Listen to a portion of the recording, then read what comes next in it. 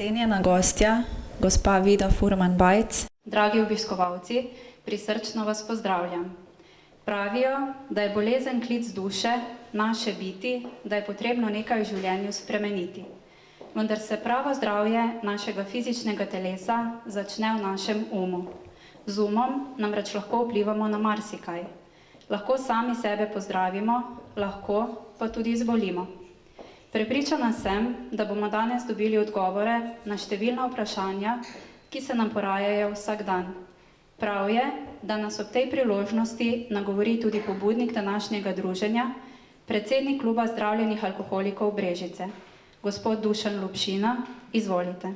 Dobro večer vsem skupaj. Kot je že Matej rekel, predsednik kluba zdravljenih alkoholikov Brežice. Smo organizirali to predavanje, zdaj že tretje po vrsti dr. Vide Furman-Bajc, ker je pa to predavanje biblioterapija, se nam je prav zdelo, da organiziramo to v knjižnici Brežice. Tako da se jim zahvaljujem, da so nas sprejeli in z društvom Čutim življenje. Zato predajam besedo naši predavateljici, vam pa želim prijetno poslušanje. Hvala lepa.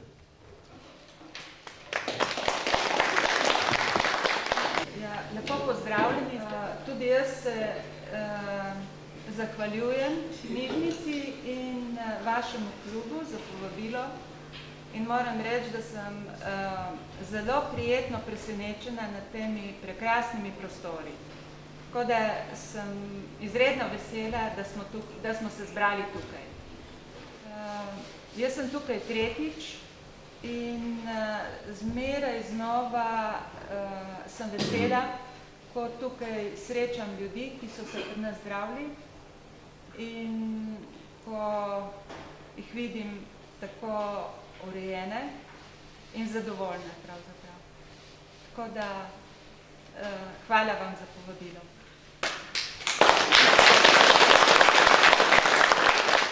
Zdaj, moje predavanje je biblioterapija kot del zdravljenja bolezni odvisnosti. Nekako smo najprej počakali, da je ena od mlajših študent, ki je bila sama študentka biblioterapije, na našem oddelku izvedla raziskavo. In ko je ona to raziskavo naredila, se je ugotovilo, da je pravzaprav branja v tem času, po zdravljenju, dost malo. In ugotovilo se je tudi to, da pravzaprav zelo težko, oziroma da so knjige z vsebino, ki se dotika odvisnosti od alkohola, izvale dost težke spomine. In potem smo želeli biblioterapijo vključiti kot del zdravljenja. Zakaj? Se mi zdi, da od vedno nas knjiga nagovarja pravzaprav našo bit. Tako kot je gospa knjižničarka v svojem nagovoru tako krasno izrekla, se mi je zdelo, da pravzaprav ne gre za naključje, ker tudi mi bomo danes zaključili s eno od teh zgodb, ki jim pravimo pravzaprav zdravilne zgodbe za dušo. Iz knjige Naomi Remen Blagoslovi starega očeta. Pa če mogoče se najprej dotaknem biblioterapije, takole, sem videla, da prvič je pravzaprav zapisano o knjižnici v stari Grčiji, da se je tam ohranil zapis nad knjižnico v Tebah in ta zapis je bil takle, zdravilni prostor za dušo. In potem najdemo zapise o tem, da je bila biblioterapija izredno cenjena po prvi svetovni vojni in sicer v Ameriki, ko so se iz fronte vračali vojaki, zelo traumatizirani in prav tem vojakom s hudimi travmami so ponudili v branje Biblijo. Najprej Biblijo, potem pa tudi druge knjige. In oni sami so ugotavljali, da jih to ne samo pomirja, ampak na neki način tudi zdravi. V slovenskem prostoru se mi zdi, da skoraj ni nikogar od nas, ki ne bi imel v svojem sorodstvu nekoga, ki ima bolezen odvisnosti. Naša družba je mokra družba. V naši družbi je alkohol stvar, ki je zelo cenjena. In zato se mi zdi, da ta dovoljujoč odnos do alkohola sovpada še z nečem drugim. Sovpada še s tem, da ko nekdo ugotovi, da je zanj alkohol škodljiv, da se spopade še z nečem drugim, s velikim sramom. Da premagati sram v tej družbi je zelo velika stvar. Jaz mislim, da kdor se odloči za zdravljenje, kdor ga izpelje in kdor naprej začuti, da je to, kar je v tem zdravljenju dosegel, velika vrednota, da je to pravzaprav človek, ki je našel biser. In kakršnokoli knjigo smo brali, na koncu smo prišli na jezo. In jaz sem se spraševala, kaj to pomeni. In kaj to pomeni, mi je pomagala razumeti moja pacientka, ki je prišla k meni in je rekla, glejte, danes mineva 17 let od mojega zdravljenja. In šele skozi pogovor s to gospo, ki 17 let abstinira, sem jaz razumela, kaj se dogaja. Dogaja se naslednje. V času zdravljenja je namreč še tako zelo prisotna jeza v veliki večini ljudi, ki pridejo na zdravljenje. Prisotna je jeza, zakaj pa moram jaz na zdravljenje, če ogromno ljudi pije. Zakaj se je to meni zgodilo? To je krivica, to ni prav. Ogromno ljudi, ki pride k nam na zdravljenje, razmišlja, zdaj se bom uredil v tem trenutku, ampak zdaj sem urejen in jaz ne rabim ničesar več. To pomeni, od zdaj naprej bom zmeren pivec. In temu ni tako, Jaz lahko zelo lepo živim, samo brez alkohola, brez kapljice alkohola. Zakaj? Zaradi tega, ker alkohol je psihoaktivna snov in ima vpliv na možgane. In v možganih mene, ki sem odvisen, ta alkohol deluje na drugačen način, kot v možganih tistih, ki niso odvisni. Na neki način, ko zdaj govorimo, so to izredno preproste stvari. In ker so tako preproste, se zdijo, kot da niso pomembne, so pa izredno pomembne. Jaz bom tako rekla, če nekdo v času zdravljenja osvoji sporočilo, abstinenca je nekaj svetega, naredi vse.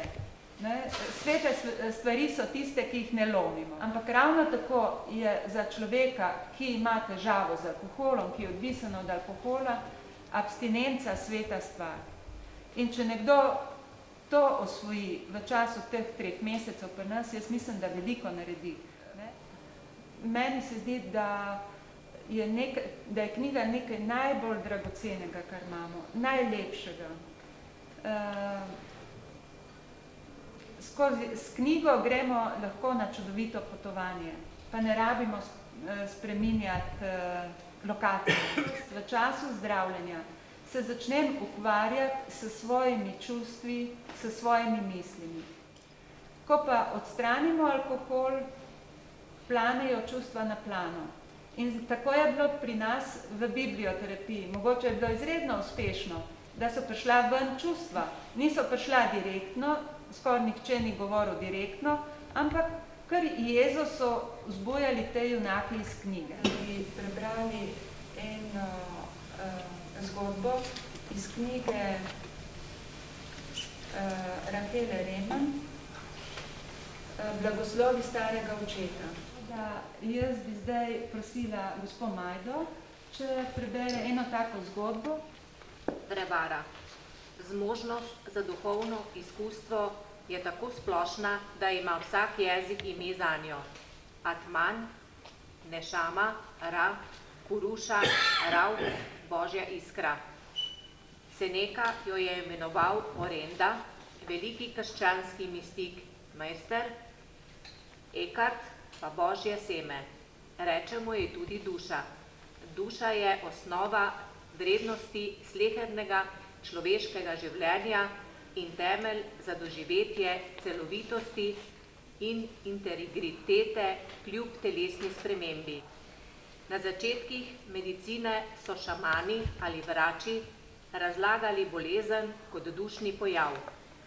Pri starodavnih omikanih ljudstvih je bolezen pomenila izgubo duše, izgubo smeri, namena, pomena, skrivnosti in globokega spoštovanja. Celjenje ni zajemalo le okrevanja telesa, namreč tudi okrevanje duše. Včasih odkrijemo dušo šele tedaj, ko življenjski dogodki prikličajo potrebo po pomenu. Hude bolezni ali kronični bolniki, tudi tisti, ki nikoli dotlej niso razmišljali o tej razsežnosti doživljanja, nagonsko iščejo poseben pomen v dogodkih, ki so razdejali njihovo življenje. Pomen lahko spremeni pogled nase in na svet. Ljudje, ki so se imeli za žrtve, mogoče presenečeno odkrijajo, da so junaki. Mnogi ljudje se skozi bolezen prvič spoznajo. Prepoznajo, kdo pravzaprav so, pa tudi, kaj mi je resnično pomembno. Ko sem pred več kot 45 leti obolela za Crohnovo bolezen, sem se počutila izjemno ponižno, drugačno in celo osramočeno. Tedaj nisem vedela, da tisto, kar izzove telo, lahko razvija in krepi dušo. Osredotočila sem se na zdravljanje svoje bolezni in obupovala, kot ni bilo mogoče. Potrebna so bila le ta, da sem prepoznala bližnje celovitosti, ki je potekalo v meni, medtem ko sem bila pozorna na drugo. Ne vem, če avtorico poznate ali ne. Avtorica je zdravnica. Pri 16 letih je zbolela za težko boleznijo, Crohnovo boleznijo. Ne? In v teh zgodbah lepo pove, kako so zdravniki takrat rekli, da ne bo doživela 40. leta. Kot zdravnica je delala ves čas. Ampak ta gospa je še dan danes živa, stara je čez 70 let in mislim, da je ona vodilna na tem zdravljenju duše. Jaz bi prebrala tale citat, še ki sem ga tudi tam na oddelku, tudi iz te knjige Moj oče, no, ker se mi zdi tako dragoceno. Pa meni je mogoče še bolj dragoceno, ker sem to gospo psihiatrinjo spoznavala kot specializantka in mi je bila tako strašno modra gospa, no, in takole. Ona takole pravi, no. Zdaj, ko sem po dolgoletnem zdravnikovanju spoznala mnogo tujih življenj, mnogo oseb, mnogo družin, vidim, da je moj oče živel na poseben način razsipno. Prav nič ni znal s seboj varčevati. Mama je večkrat, ko sta bila že oba v letih, zavzdihnila. Saj sem mu pravila in ga opozarjala, naj ne razmetuje tako s seboj. Pa ni mogel razumeti in sprejeti kakega varnega v metronom razumarstva ujetega dela. Vedno in vedno bolj me je spominjal na gorske vode, ki jih je tako ljubil in ki so drle po vsakem terenu, iskale prek skal in vseh mogočih zaprek svojo pot naprej, se napolnile prek roba kot hudournik in nenadoma izginile, puščajoč za seboj osušena, osamela, obeljena korita. S tem se mi zdi, da bi lahko zaključili, ker mislim, da je ravno tako tudi on iskal ta vir v sebi, tako kot je ta pisateljica, katere zgodbe prebrala Majda, tako lepo napisala.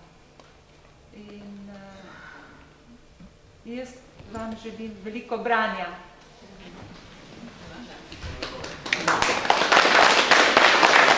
Naj nas ob koncu spremlja naslednja misel. Knjigo moraš vrniti, misel iz nje pa lahko zadržiš. In nekatere ostanejo z nami zavedno.